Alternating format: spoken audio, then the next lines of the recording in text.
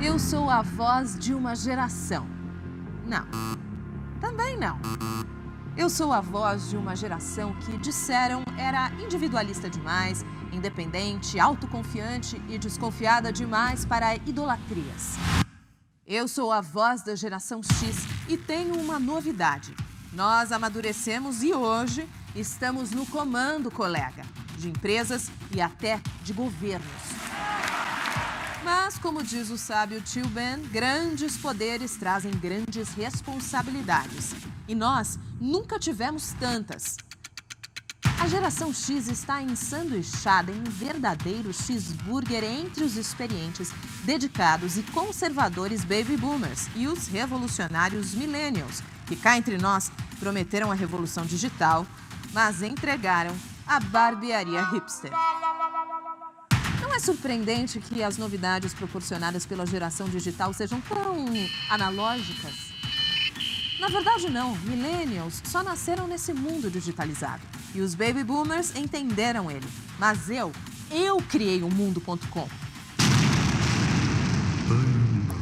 Então, por que a indústria da comunicação é tão obcecada por um jovem que tem pouco dinheiro no bolso e aversão ao consumo? É muito fácil viver de brisa comigo patrocinando o desapego. Mas esse patrocínio acabaria se eu desaparecesse do planeta da noite para o dia. Aliás, o mercado amanheceria sem seu principal consumidor. E as empresas, sem seus líderes, se transformariam em enormes playgrounds. A economia entraria em colapso, falindo indústrias inteiras, da farmacêutica, do entretenimento, todas, até as empresas de distribuição de energia. E sem eletricidade, já viu. Os mais velhos sucumbiriam sem cuidados básicos. E os mais novos, que não morressem de tédio, sem as redes sociais, morreriam de fome, sem seus moderníssimos aplicativos de delivery de comida. Em 5 anos, a vegetação cobriria completamente todas as estradas.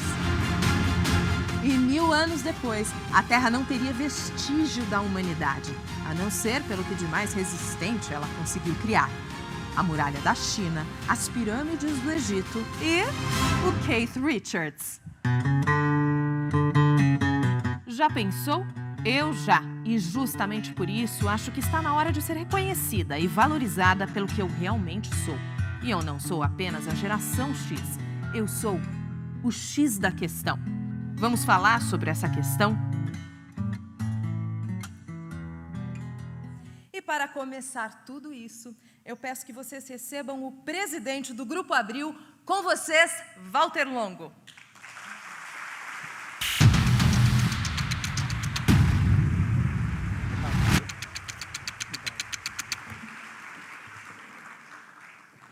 Bom dia, gente. Bom dia, senhoras, senhores. Eu queria dizer que estou muito feliz, emocionado até de ver tanta gente aqui hoje que aceitou nosso convite para estar conversando sobre esse assunto que nós consideramos bastante importante e é bom sentir que vocês também acham importante. Nós vamos falar então sobre o X da questão. E por que a gente vai falar disso? Porque nos últimos 60 anos, a Abril tem sido uma organização que se posiciona como a indústria do conhecimento e, além de seus inúmeros veículos impressos, digitais, eletrônicos, a gente traz para o mercado sempre, procura trazer insights poderosos. Esses estudos, no fundo, buscam antever tudo o que está acontecendo e o que vem por aí, as tendências, para colaborar com o aprimoramento do mercado. Quem não se lembra das várias análises que fizemos sobre os jovens do dossiê MTV, ou sobre o empoderamento feminino, ou mesmo sobre a ascensão da classe C, quando ainda isso era uma realidade. Ver o consumo, encarar a saúde, forma de ver a felicidade, jeito de morar, ou seja, a Abril sempre foi uma empresa preocupada em trazer para o mercado insights, causas e discutir a realidade do mundo da mídia e da comunicação. Então, dando continuidade, no fundo, a essa missão, a gente acabou de realizar uma pesquisa, um estudo, que nós vamos dividir com vocês, que denominamos o X da questão. No fundo, é uma visão inédita sobre uma geração que ficou esquecida pela indústria da comunicação. Primeira coisa que nós vamos discutir é por que isso está acontecendo, quando começou, quem é a geração X, como eles se comportam, quanto, o que e como eles consomem. Esse é o objeto do nosso estudo de hoje. Para nós, mais que a exatidão, é fundamental avaliar as tendências e as nuances. Ou seja, a principal questão a ser avaliada aqui é se as pessoas abaixo ou acima de mais ou menos 40 anos é que estão mudando o mundo. E onde está o maior potencial de consumo. E depois, se é com eles que nós estamos falando ou não. A grande questão é quem consome, quem influencia quem. Isso que nós precisamos definir. E muitas surpresas nos esperam nessa apresentação de hoje. E por que isso? Porque a partir da década de 90, nós entramos numa nova era que chocou toda a humanidade, a chamada era digital. Naquela época, nós entendemos que os jovens eram os guias turísticos desse novo mundo. Eles eram fundamentais para decodificar para todos nós, das diferentes faixas etárias, o que era esse novo mundo. Foi criada, então, toda uma infraestrutura de comunicação com esse público. De certa maneira, eles eram os grandes influenciadores. Nossos olhos se voltaram, então, para esse grupo afluente que era o intérprete de uma nova realidade.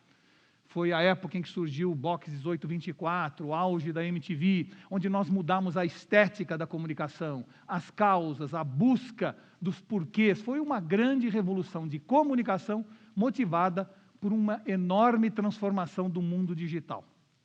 Nós precisávamos de alguém que traduzisse esse novo mundo para nós. Foram eles, então, que decodificaram essa disruptiva realidade e introduziram novos hábitos. E, claro, a revolução não acontece quando a sociedade adota novas ferramentas, e sim quando ela adota novos comportamentos. E é isso que a gente precisava entender e aprender com esses jovens. Por isso era importante não falar através deles para atingir não somente eles, mas todo mundo. Só que até agora nós estamos tentando fazer isso. É como se aquilo que há 15 ou 20 anos atrás foi fundamental, continuasse essencial até agora. Na verdade, não há mais necessidade de um guia para nos mostrar esse novo mundo. No entanto, a gente continua vendo uma tirania dos millennials na estética, na moda, nas causas, nas manifestações da comunicação. Nós temos dado excessiva atenção aos millennials, criando quase uma ditadura estética e temática dirigida a eles. Hoje, a geração X é tão digital quanto a Y e muito mais propensa ao consumo, mas nossa obsessão continua sendo falar com os millennials. E aparentemente hoje todo mundo quer falar com os millennials, há uma obsessão da gente tentar falar com os millennials. O que importa agora são os millennials. Millennials, no fundo, formam uma geração mimada e egocêntrica.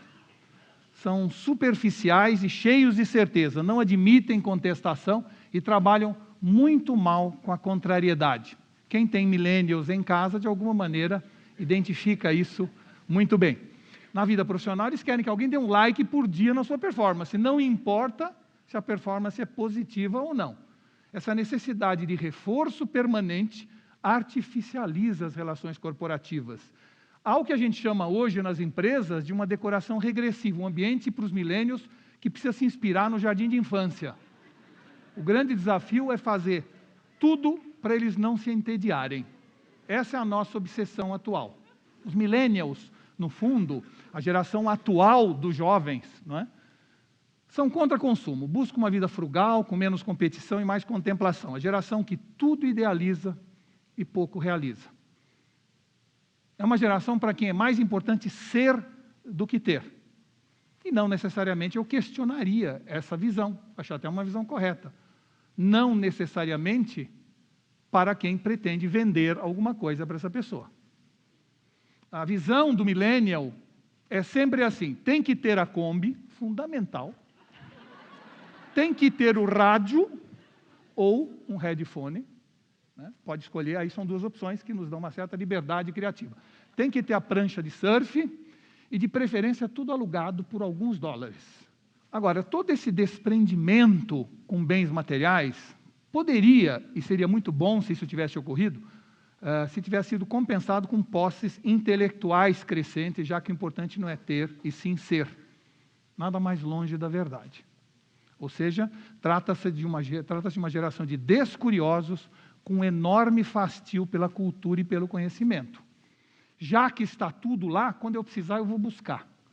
Não vou guardar nada na minha cabeça, para quê? Se está tudo lá quando eu quero. Só que não botando na cabeça não gera sinapse. Não gerando sinapse, eu não tenho ideias.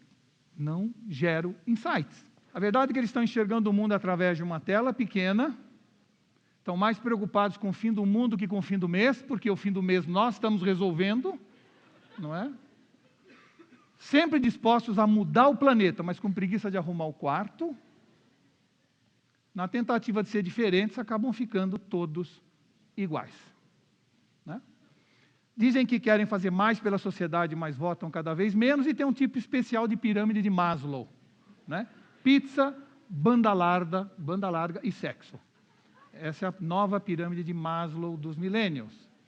Por falar em sexo, são um pouco mais desligados em relação a esse tema. Segundo o Washington Post, 15% dos millennials entre 20 e 24 anos não têm relação desde os 18 e parece não se preocupar com isso. Prefiro assistir vídeos no YouTube e está entre as respostas mais frequentes. E o principal para nós profissionais de marketing, preferem descobrir produtos a serem descobertos por eles. Não querem falar conosco. A gente quer falar com eles e não querem ouvir. Eles não estão dispostos a consumir, a querer, a se interessar por produtos. Eles querem descobrir o que eles querem. Por favor, não fale comigo, tá certo? Isso inverte o processo de comunicação e branding.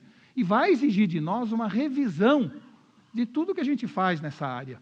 Desprezam marcas, são contra o consumo de luxo, são adeptos e festejam o low-sumerism, que no fundo é a nova era que eles chamam de consumo consciente, onde eu devo consumir apenas o essencial, quanto menos, melhor, o conceito de menos é mais. A verdade é que millennials formam a geração menos empreendedora da história recente, não é? O que dá sempre uma sensação contrária quando a gente vê tantas novas empresas surgindo. O percentual de empreendedores abaixo dos 30 anos caiu 65% desde 1980, de acordo com o Wall Street Journal. Hoje é o menor índice dos últimos 50 anos. Todas essas empresas que a gente conhece, que são o sucesso do universo digital, foram criadas por alguém da geração X. Todas, com exceção do Facebook. Então nós estamos falando, no fundo, de uma distorção de percepção que precisamos reavaliar. E o que mais nos preocupa hoje como profissionais de marketing, não como sociólogos ou não como, vamos dizer assim, curiosos da nova realidade social, é que postura cria ambiente e vice-versa. Olha a postura dessa nova geração numa biblioteca na universidade. A gente sente que tudo que está sendo feito hoje, de certa maneira, incentiva o laziness. Não é? E claro que isso é algo para a gente se preocupar. Praticamente todos os veículos estão tratando desse assunto com certa preocupação. Trabalhar para quê? Geração neném, que nem trabalha nem estuda, cresce assustadoramente no Brasil. Por tudo isso que eu mostrei a vocês, nós resolvemos realizar um grande estudo. Né? Um estudo que, de alguma maneira, nos mostra que o maior target consumidor hoje é a geração X. A geração que tem sido esquecida por todos nós que atuamos no mundo da comunicação e da mídia. A idade média dos compradores online hoje é 43 anos, e 7 em cada 10 compras são realizadas por pessoas acima de 35 anos. A geração X é responsável por sua curiosidade mais epistêmica, né, a grande volume de interesse nas chamadas notícias, carros, negócio e finanças, lifestyle, ou seja, nesse tipo de assunto, é a geração X quem mais busca. 2/3 da geração X são high users de Facebook, a mesma proporção dos millennials. Vamos conhecer melhor essa geração X, discutir seu potencial de consumo, entender o que eles esperam da propaganda e das outras manifestações mercadológicas. Temos sim um problema que merece ser discutido. Nós estamos sim muito atentos a todos os outros segmentos e targets da população. E vocês devem estar também. Mas hoje o objetivo é apenas falar da geração X, né? Outra coisa importante, nossa tendência é sempre caricaturar. Eu acabei de fazer isso agora, como eu falei, eu mostrei apenas o que é tendência e não o que é realidade factual de todos, sem exceção. Há exceções, mas a tendência nossa é sempre caricaturar. E um bom exemplo disso, que ilustra bem por que é interessante a gente pensar dessa forma, é o seguinte: vejam essa frase, essa é a geração de 20 e poucos anos, hein? Ninguém sabe como lidar com eles, moram com os pais, têm empregos, mas não carreiras, começam cursos e não acabam, têm relacionamentos efêmeros, têm a mente acelerada por novas tecnologias, ignoram a história e às vezes largam tudo para ir morar no exterior. Essa frase foi dita em 1993 sobre nós, vocês, a geração X. Eu, no caso, sou baby boomer. Outra frase, ruíram as certezas, ruíram os valores, ruíram os modos de produção, as formas de lidar com o pessoal. Quando o mundo assim se acaba, cada um reage como pode. Uma nova geração que, ao pânico provocado pelo despencamento das pedras, retruca: ótimo, pedras que rolam não criam limo. Sobre a geração X, né, em 1998, pela revista Exame. E no exterior a mesma coisa. Eles são considerados cínicos, vagabundos e preguiçosos. Mas, apesar disso, estão indo ao trabalho. Um alerta importante da revista Time falando sobre a geração dos preguiçosos, a geração X. O que isso deve trazer para nós como insight importante? Que a adolescência é uma doença que passa com a idade. Que antes passava aos 18 e agora vai passar aos 35. Mas que passa. E uma vez esta pessoa tendo que fazer carreira, trabalhar, ter família e filhos, ela vai adquirir valores que até hoje ela ainda despreza. Por isso, o reforço e a importância ainda maior de falarmos da geração X. Porque os milênios serão muito mais, nunca iguais, muito mais parecidos com os valores e causas da geração X quando a adolescência passar.